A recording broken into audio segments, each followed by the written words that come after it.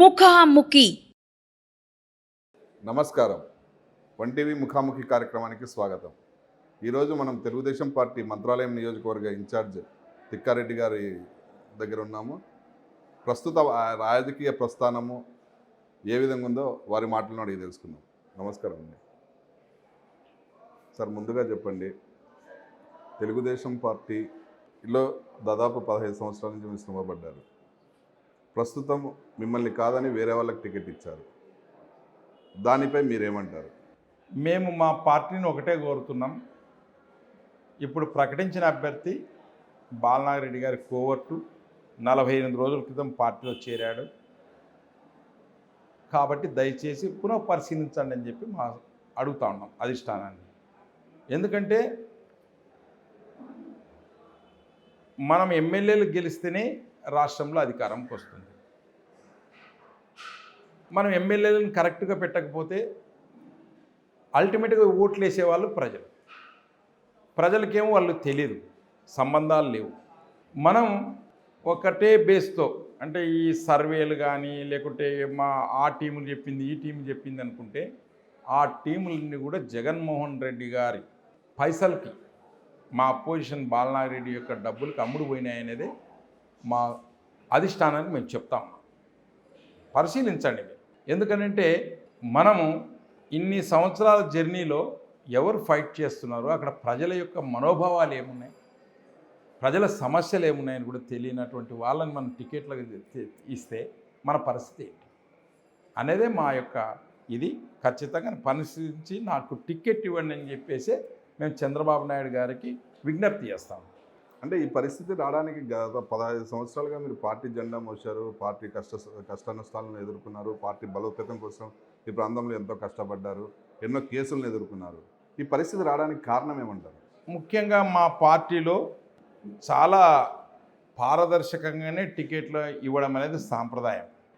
ముఖ్యంగా కర్నూలు జిల్లా వరకు వస్తే దాదాపుగా 1999 తర్వాత మనం సింగిల్ డిజిట్కే నిలబడిపోయినాం, అధికారం వచ్చినా రాకపోయినా. దానికి కారణాలు ఏమంటే ప్రతి ఎలక్షన్కి ఒక క్యాండిడేట్ని మార్చడం వల్ల అంతకుముందు ఉన్నటువంటి కాడి మోసినటువంటి వాళ్ళు ఆ కాడిని దింపేసే లోపల ప్రజల్లో వ్యతిరేకత రావడం, వాళ్ళకు ఒక గ్రూప్ అనేది ఉండిపోవడం, వాళ్ళు వ్యతిరేకంగా చేయడం వల్ల ఓడిపోతూ ఉంది. ఈసారి కూడా మా జిల్లాలో టోటల్గా అట్లనే చేస్తూ ఉన్నాం. కాబట్టి మేము కర్నూలు జిల్లాలో మళ్ళీ ఒకసారి పునః పరిశీలించండి. ఎంతో ఇమేజ్ ఉన్నటువంటి లీడర్లు, ఫైట్ చేసినటువంటి లీడర్లు, వాళ్ళని కాదని మనం వైసీపీ నుంచి వచ్చినటువంటి వాళ్లకు, అది 40 రోజుల నుంచి వచ్చినటువంటి వాళ్ళకు మనం వాళ్ళనే బ్లేమ్ చేశాం. ఇసుక అమ్మినాడని చెప్పినాం, మటక రాసినాడని చెప్పినాం, వాళ్ళ మీద ఎన్నో ఆరోపణలు చేసినాం. వాళ్ళని తీసుకొచ్చి మనం ప్రజలకు మళ్ళీ మా క్యాండిడేట్ అని చెప్తే అవతల ఉన్నప్పుడేమే లంగా లక్కోరు దొంగ అని చెప్పినాం. మన పార్టీలోకి వస్తేనే వాడు పవిత్రత ఎట్లా వస్తుంది? నాకు సర్దచ్చు మీరు, కానీ ప్రజలకి మనం ఎట్లా సర్దుతాం? ప్రజల్లో ఒక రకమైనటువంటి అభిప్రాయం వాళ్ళ పైన ఉంది. నిజంగానే అలాంటి పనులు చేశాడా, లేకపోతే మీరు ఆరోపణలు చేశారా? మనం చెప్పాం కదా సార్, ఇసుక అమ్ముకున్నారు, బాలనారెడ్డితో పాటు ఇసుక అమ్మారు, దాంట్లో అనుమానం ఏం లేదు. మరి ఒకవేళ మనం తప్పుడు ఆరోపణలు చేసినట్టే కదా. ఇప్పుడు మా సార్ వచ్చారు, చంద్రబాబు నాయుడు గారు వచ్చారు, లోకేష్ గారు వచ్చారు, గ్రామాన్ని తిరిగారు, 4 సంవత్సరాల 10 నెలలు బ్రహ్మాండంగా క్యాడర్కి మంచి ఊపు తెప్పించి ఒక ఇది చేసుకొని పోయినాం. మరి అప్పుడు మేము తప్పు చెప్పినట్లే కదా వాళ్ళ మీద. అట్లా చెప్తే వాళ్ళు చేశారు కాబట్టి చెప్పాం, అది ప్రజానీకానికి అందరూ తెలుసు. మరి ఈరోజు వాళ్ళని మనం క్యాండిడేట్లుగా ప్రకటన చేస్తే మెసేజ్ ఏం పోతుంది? అంటే ఇవన్నీ పార్టీ టికెట్ల కేటాయింపుల టైంలో అంటే సీనియర్ నాయకుడుగా ఈ ప్రాంతంలో ఉన్న వ్యక్తిగా మీతో చర్చించి పార్టీ కేటాయింపులు లేదండి. మాకు టికెట్ వస్తుంది అనౌన్స్ అయ్యేటప్పుడు కూడా మాకు షాక్. మాకు ఇన్ఛార్జీలుగా ఉన్నటువంటి వాళ్ళు కానీ లేకుంటే మా పైన అబ్జర్వర్స్గా ఉన్నటువంటి వాళ్ళు కానీ వీళ్ళందరూ కూడా నీకే టికెట్ వస్తుంది, నువ్వు ఖచ్చితంగా చేసుకోపో అని కూడా చెప్పారు. మేమంతా అదే పద్ధతిలో దాంట్లోనే దానికి తగ్గట్టే అన్ని ఏర్పాట్లు చేసుకున్నాం. ఎన్నికలకు కావాల్సినటువంటి అన్ని ఏర్పాట్లు మేము రెడీ అయిపోయాం. మాకు ఏ ఒక్క సెకండ్ కానీ ఒక్క నిమిషం కూడా మాకేం చెప్పలేదు. ఇది మాకు క్లియర్ సార్. అంటే ఏదైనా పార్టీ టికెట్ కేటాయింపు టైంలో అంటే ఇక్కడ వర్గాలు ఉంటాయి, వర్గాలను ఉండడం సహజమే. వర్గాలు ఉన్నప్పుడు ఆ వర్గాలందరినీ కూర్చోబెట్టి ఇతనికి ఫలానా వ్యక్తికి ఇస్తున్నాం, మీరంతా మద్దతు తెలపండి, నెక్స్ట్ మీకు ఫ్యూచర్లో ఏదైనా మంచి పదవి చేస్తాము అనేది చర్చించడం జరుగుతుంది. కానీ ఈ చర్చ తెలుగుదేశం పార్టీలో కాలేదంటారా? మా కర్నూలు జిల్లాలో అటువంటి చర్చనే జరగలేదు. మా కర్నూలు జిల్లాలో మా అధ్యక్షులు వారు కానీ మా కమిటీ వాళ్ళు కానీ అటువంటి చర్చనే జరగలేదు. నీకే టికెట్ వస్తే నువ్వు గట్టిగా ఉండు. ఆయన జాయిన్ అయ్యే రోజు కూడా మా ఇన్ఛార్జి వాళ్ళు కానీ వాళ్ళు ఏం చెప్పిందంటే ఆయన ఒక గ్రామ సర్పంచ్ స్థాయికి సంబంధించిన వ్యక్తి, నువ్వేం దాని గురించి ఆలోచన చేయాల్సిన పని కూడా లేదు, ఆయన్ని చేర్చుకో, నీకే బలం అవుతుందని చెప్పినటువంటి వాళ్ళు. మనం ఆ రోజు కూడా మేము డౌట్ ఎక్స్పెక్ట్ చేసినాం, అయ్యా ఈయన బాలనారెడ్డి కోవర్టు రేపు వచ్చిన వెంటనే మళ్ళీ ఏదో రకంగా తంటాలు చేస్తారు, రేపు చెడ్డ పేరు కూడా వస్తుంది, అందులో ఆ గ్రామంలో మనం బలంగా ఉన్నాం, మనకు అవసరం లేదని చెప్పాం. మేము ఈయన అవసరమే లేదు మాకు అని చెప్పాం. ఆయన అవసరం లేకుండా ఎంపీటీసీ గెలిచాం, ఆయన అవసరం లేకుండా నా గ్రామంలో ఎప్పుడూ నాకు మెజార్టీ ఆ గ్రామంలో. ఒక 2019 తప్ప ఎప్పుడూ నాకు మెజార్టీ. వాళ్ళు ఏ రోజు కూడా ఒక రోజున ఒక పార్టీని పట్టుకున్నట్లే కంటిన్యూ. రాజకీయాల్లో మనము మారుతూ ఉంటాం, తప్పేం కాదు. కానీ వీళ్ళు ఏది అధికారం వస్తే దాంట్లో పోయి పదవులు అనుభవించి లాస్ట్ మరి ఏది వస్తుందో దాంట్లో పోయే రకం.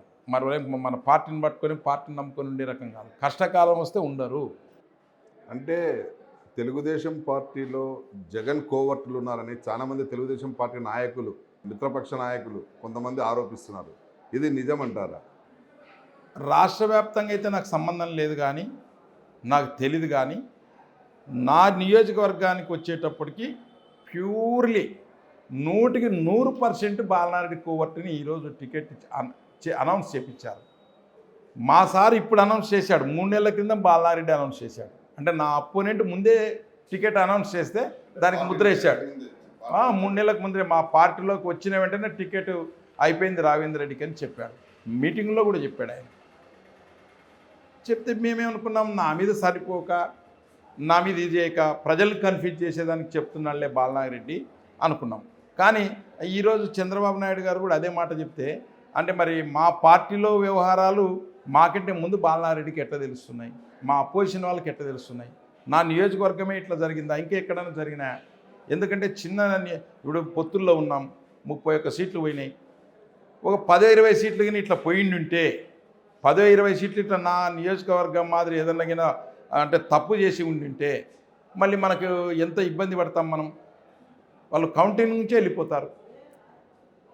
మన పార్టీలో మేము గెలిపించినామనుకో వాళ్ళు కౌంటింగ్ నుంచి వైసీపీలోకి వెళ్ళిపోతారు. అప్పుడేం చేయాలి మనం? ఒక పార్టీని నమ్ముకొని, జెండాను నమ్ముకొని, సిద్ధాంతాన్ని నమ్ముకొని ఉన్నటువంటి మమ్మల్ని వదిలిపెట్టి ఎవడో వాళ్ళని పెడితే ఏం చేస్తాం మనం? ఈ ప్రాంతంలో ఎక్కువ ప్రాబల్యం ఉన్న వాల్మీకి నాయకులను, సీనియర్ నాయకులను కలుపుకొని పోనందుకే మీకు ఈ పరిస్థితి వచ్చిందని కొంతమంది వాదన. దీనికి మీరేమంటారు? ఈ ప్రాంతంలో వాల్మీకులు ఎవరైనా కానీ మా పార్టీలో ఉన్నటువంటి వాళ్ళకి వచ్చి ఉంటే ఒక్కరోజు బాధపడేవాళ్ళం, 2 రోజులు జెండా పట్టుకొని పోయేవాళ్ళం. ఎందుకంటే మాతో పాటు కష్టాల్లో ఉన్నారు, మాతో పాటు జైల్లోకి వచ్చినారు. ఉన్నదే నా దగ్గర వాల్మీకులు A to Z. మరి అట్లా కాదని వేరే పార్టీ నుంచి తీసుకొని వచ్చి పెట్టాల్సిన అవసరం ఏముంది? మన పార్టీలో ఉన్నారు కదా, పార్టీ పుట్టినప్పటి నుంచి ఉన్నారు కదా. మరి వాళ్ళని కాదని ఇళ్ళని ఇవ్వడంలో ఏమర్థం? బాలనారెడ్డి యొక్క ప్రయోగం జరిగిందనే. ఒకవేళ మనకు పార్టీకి వాల్మీకులకి ఇవ్వాల్సి వచ్చినప్పుడు, అయ్యా తిక్కారెడ్డి ఇట్లా రా, నీ ఏ వాల్మీకి ఇస్తారంటే మీ ఇష్టం వచ్చినట్లు మన పార్టీలో ఉన్నారు. 4 మండలాల్లో 1000 మంది ఉన్నారు వాల్మీకులు. వాళ్ళందరూ కూడా నన్ను ఈరోజు భుజాలం వేసుకొని తిరుగుతూ ఉన్నారు, ఈరోజు నా ఇంట వస్తూ ఉన్నారు. ఇక్కడ తెలుగుదేశం పార్టీకైనా వైఎస్ఆర్ పార్టీకైనా కర్నూలు జిల్లాలో కుల రాజకీయాలు చెల్లవు. అందుకు ఉదాహరణ మీకు ఒకటే చెప్తాను. కేఈ కుటుంబము వాళ్ళు ఈడిగి కులానికి సంబంధించిన వాళ్ళు దాదాపు 60-70 సంవత్సరాల నుంచి ఈ జిల్లాలో రాజ్యం వెళ్తూ ఉన్నారంటే ఏంటి? వాళ్ళు ప్రజల్లో ఉన్నారు, లీడర్షిప్ ఉంది కాబట్టి ఈరోజు వాళ్ళకి పట్టం కడుతున్నారు. ఇప్పుడు కోట్ల కుటుంబం ఉన్నది, దాదాపు 60-70 సంవత్సరాల నుంచి వాళ్ళు ఉన్నారు. రెడ్డిలు ఎంత ఉన్నారు? Very small percent. మరి ఎందుకున్నారంటే లీడర్షిప్. మా పక్కన ఆదోని ఉంది, మీనాక్షి నాయుడు కమ్మ, ఆయన మా అంటే 300 ఇళ్ళు లేవు ఆదోన్లో. దాదాపు 3 సార్లు ఎమ్మెల్యే అయినాడు, దాదాపు 6 టర్ములు పోటీ చేశారు. లీడర్షిప్ అంటే జనంకి అందుబాటులో ఉన్నప్పుడు చేస్తారు, కానీ కులాలకు సంబంధించి ఇటువంటివి లేవు. మా దగ్గర ఇప్పుడు మా దగ్గర మా కులంలోనే వాడు అక్కడ ఉంటాడు, వాడు ఇక్కడ ఉంటాడు. అందరు పార్టీలు ఒకటే రకంగా ఉండరు కదా. ఎవరి యొక్క ఆశలు, ఎవరి యొక్క కోరికలు, ఎవరి యొక్క స్వాతంత్రం అట్లుంటుంది. కులాలకు అనేటివి మా దగ్గర ఓట్లు లేవు. చాలా తప్పు పని చేస్తూ ఉన్నారు రాజకీయ పార్టీలు. అంటే ప్రస్తుత రాజకీయ పార్టీలు అయితే కులాల ప్రాతిపదికన జనాభా ఆ వర్గం శాతాన్ని బట్టి సీట్ల కేటాయింపు చేస్తుంది. దానిపై మీరేమంటారు? నేను దాన్ని ఒప్పుకోను. లీడర్షిప్కి ఉన్నటువంటి వాళ్ళే ఉంటారు నా దగ్గర. అట్లా అనుకునే కూడా నా దగ్గర ఉన్నారు కదా. మా తెలుగుదేశం పార్టీలో బోయలు ఉన్నారు కదా, వాళ్ళకి ఇవ్వాల్సింది కదా. వైసీపీ నుంచి బాలనాడు కోర్టుకి ఎందుకు ఇవ్వాలి మనం? నన్ను పిలిచి తిక్కారెడ్డి గారు మన దగ్గర బోయలు ఎక్కువ ఉన్నారు, మన పరిస్థితి బాగలేదు, మనం బోయలకు ఇవ్వాల్సిందే, వైసీపీ వాళ్ళు అక్కడ ఇచ్చినారు ఆలూరులో అంటే నేను చెప్పేవాడిని కదా. అయ్యా మన వాళ్ళు బోయలు ఇంతమంది సీనియర్ నుండి ఎవరికొరికి ఇవ్వండి, మేము గెలిపించుకొని వస్తామని చెప్పేవాళ్ళం. లేదు ఆలూరులో బోయలకు ఇచ్చినారు, ఆలూరులో బోయలకు ఇస్తే అయిపోయింది. లేదు వాళ్ళు ఎంపీ బోయలకు ఇచ్చినారు, మరి అది చేస్తున్నారా? ఒక తిక్కారెడ్డి దగ్గర మాత్రమే. అంటే బాలనాగరెడ్డి గెలిచాలని ఎందుకు చేస్తున్నారు మీరు? ఎంపీ బోయకి ఇస్తేమో బోయ ఎంపీ ఇవ్వట్లేదు, ఆలూరులో బోయకి ఇస్తేమో ఆడ బోయకి ఇవ్వటం లేదు. ఇప్పుడు గుమ్మనూరు జయరాం రైటో రాంగో మన పార్టీలో చేరినాడు, అయిపోయింది.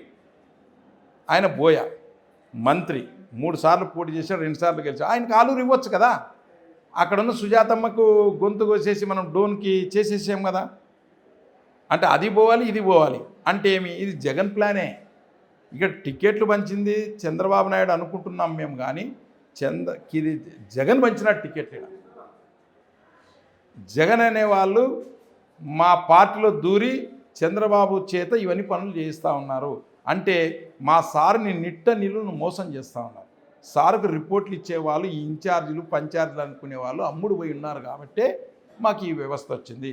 సారు ఈరోజు రేపులో తెలుసుకుంటాడు. ఇది తెలుసుకొని ఖచ్చితంగా కర్నూలు జిల్లాలో అన్ని సీట్లలో మార్పులు వస్తాయి అని మేము ఆశిస్తున్నాం. అంటే గతంలో మామూలుగా మీతో పాటు ఉన్న అంటే వాల్మీకులే మీకు టికెట్ ఇవ్వకూడదని వ్యతిరేకించినారు, దానిపై లేదు, ఒక అబద్ధం. వాల్మీకులందరూ నా వెంట ఉన్నారు. వాల్మీకులందరూ కొంతమంది నాయకులు ఒకరిద్దరు. ప్రతి రాజకీయ పార్టీలో వ్యతిరేకులు ఉంటారు, అనుకూలులు ఉంటారు. ఈరోజు నాకున్నదే నా బలగము, నా బలమే వాల్మీకులు. నా బలగమే వాల్మీకులు. నేను వాళ్ళని కాదని ఏమి చేసేదే ఉండదు. వాళ్ళే ఈరోజు నా ఇంట కొన్ని వేల మంది వస్తూ ఉన్నారు, తిక్కారెడ్డి టికెట్ లేదంటే. అవన్నీ చెప్పుకోవడానికి తప్ప వేరేదేం కాదు. అంటే వాళ్ళలో ఎవరికి ఇచ్చినా మీరు కలుపుకొని మీరు సపోర్ట్ చేసేవారు? 100%. ఇప్పుడు పార్టీ నిర్ణయాన్ని మేము కాదని చెప్పేదానికి రాదు కదా. నేనే నెత్తినేసుకొని పోయేవాడిని, అరే మనకి ఇది వచ్చిందని. అంత గతంలో ఒకసారి జరిగింది. గతంలో జరిగినప్పుడు నేను 100% నేను చేశాను, యుద్ధం చేశాను. అప్పుడు వీళ్ళందరూ కూడా చేయలేదు. సరే పార్టీ వేరు, that is different question.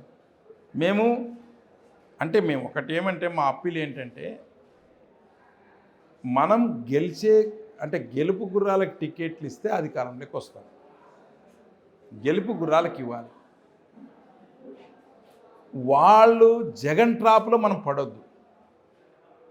Jagan ట్రాప్లో మనం పడొద్దు. ఇప్పుడు చూడండి, 3 రెడ్లకి ఇచ్చారు కర్నూలు పార్లమెంట్లో వైసీపీ వాళ్ళు, ఒక ముస్లింకి ఇచ్చారు, ఒక ఎమ్మెల్యే బోయకి ఇచ్చారు, ఒక వ్యూవర్స్కి ఇచ్చారు. మేము ఎట్లా ఫైట్ చేయాలి? ఇప్పుడు మేము ప్రజల దగ్గరికి ఎట్లా వెళ్ళాలి? మాకు ఓట్లు అడిగేదానికి పొమ్మని చెప్పేదానికి ఒక మంచి క్యాండిడేట్ని ఇస్తే మనం ఎట్లన్నా ఫైట్ చేస్తాం, గెలుస్తాం. ప్రజల్లో చంద్రబాబును ముఖ్యమంత్రి చేయాలని అనుకున్నారు ప్రజలు. డిసైడ్ తెలుగుదేశం పార్టీ అధికారంలోకి రావాలి, చంద్రబాబును ముఖ్యమంత్రి చేయాలనుకున్నారు. కానీ ఎమ్మెల్యేలు మంచి వాళ్ళని ఇవ్వాలి కదా. మన అల్టిమేట్ ప్రజలే కదా. ఇప్పుడు అంటే నాకు సంబంధం లేదు, కానీ ఆదోనిపై ఎక్కువ ముస్లిమ్స్ ఉన్న చోట బీజేపీకి ఇస్తే ముస్లిమ్స్ ఇంచుమించు బీజేపీకి వ్యతిరేకంగా వేస్తారు. మళ్ళీ అక్కడున్న మీనాక్షి నాయుడు ఏం చేయాలి?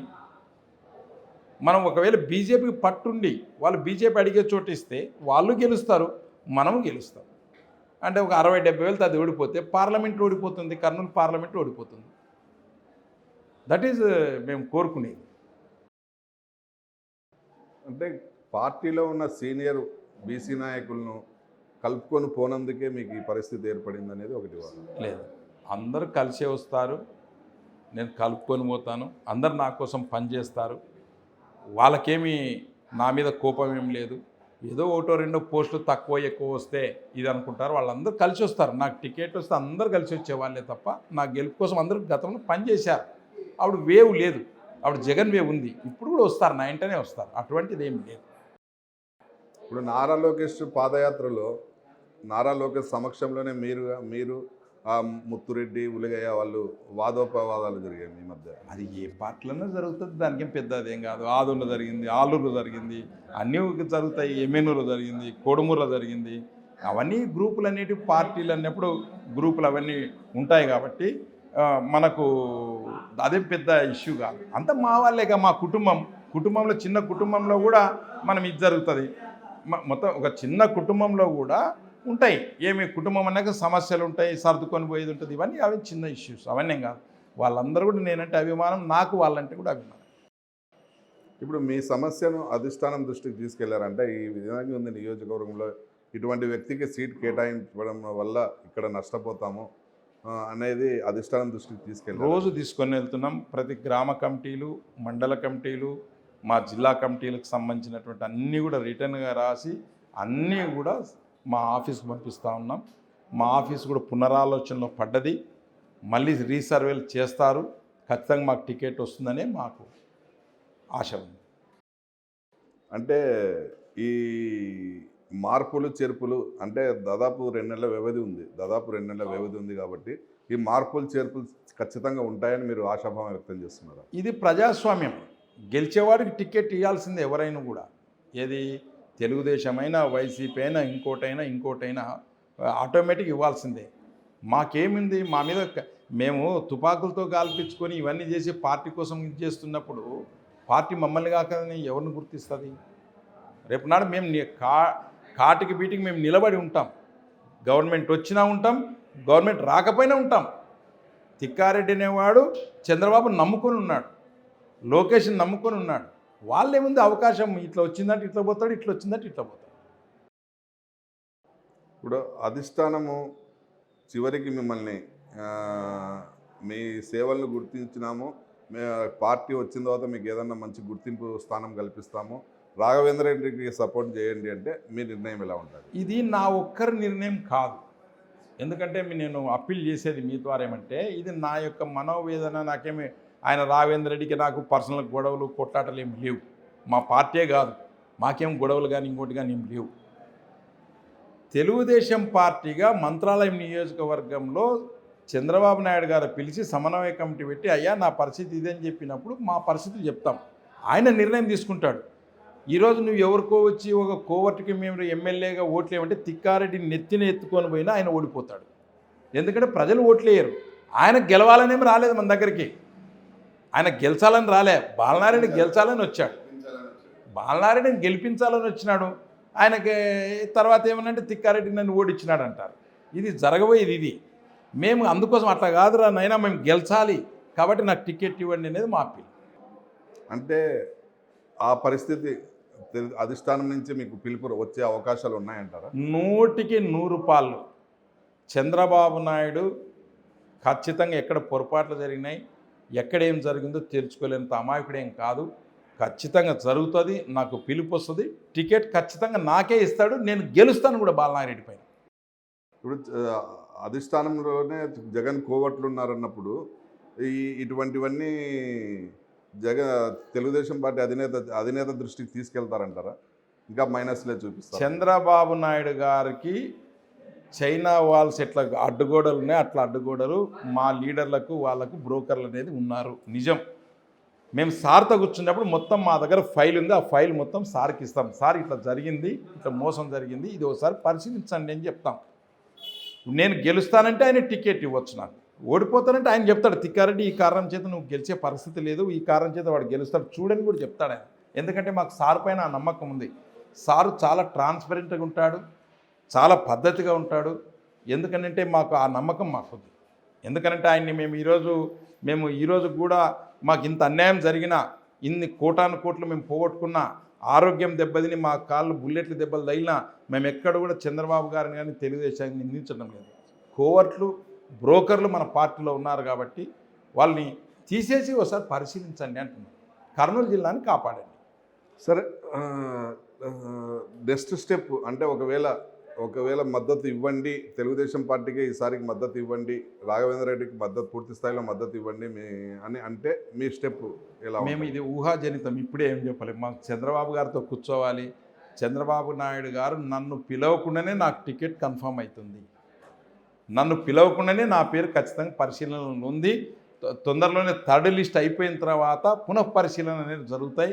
దాదాపు కొన్ని సీట్లు అయితే మార్పులు జరిగేవి ఉన్నాయి కాబట్టి ఖచ్చితంగా ప్రజాస్వామ్యబద్ధంగా ఎవరు గెలుస్తారో వాళ్ళకి టికెట్లు ఇస్తారు కాబట్టి ఇస్తారు. దాంట్లో అనుమానం ఏం లేదు. ఎందుకంటే చంద్రబాబు గారికి నేను ఎంతో ఇష్టడు. చంద్రబాబు గారికి నేను ఎంతో ఇష్టం. ఆయనకి నా గొంతు కోసే పరిస్థితి ఆయనకి లేదు. ఖచ్చితంగా చేస్తాడు. నాకు అవకాశం ఉంది. అంటే ప్రజలు ఏమంటున్నారు? అంటే ప్రజలు మీతో పాటు నడిచే ప్రజలంతా ఏమంటున్నారు? ప్రజలందరూ ఆవేశంతో నువ్వు ఇండిపెండెంట్గా అంటున్నారు. వాళ్ళు మనల్ని ఇంత గొంతుకు వచ్చిన తర్వాత ఇదేం చేస్తావు రెడ్డి, చూసేదేం లేదు, ఇండిపెండెంట్గా వెళ్తాం, ఇండిపెండెంట్గా గెలిచి మళ్ళీ తెలుగుదేశంలో పోదామంటారు. మాకు ఆప్షన్ లేదు కాబట్టి మళ్ళీ మనం పసుపు చొక్కా వేసుకొని పసుపు జెండా పట్టుకొని తెలుగుదేశం రెబల్గా పోదాం, గెలుద్దాం, మరి చంద్రబాబు దగ్గర పోదాం రెడ్డి అని అందరు లీడర్లు టోటల్ గంటాపతంగా చెప్తా ఉన్నారు. నేను అది కాదప్ప, మనం పోయి సార్తో మాట్లాడదాం, సార్ మనల్ని పిలుస్తాడు, పిలిచిన రోజు మనం ఇవన్నీ ఆయన ముందు పెడదాం, ఆయన పరిశీలన చేసి ఖచ్చితంగా మనకే టికెట్ ఇస్తాడు.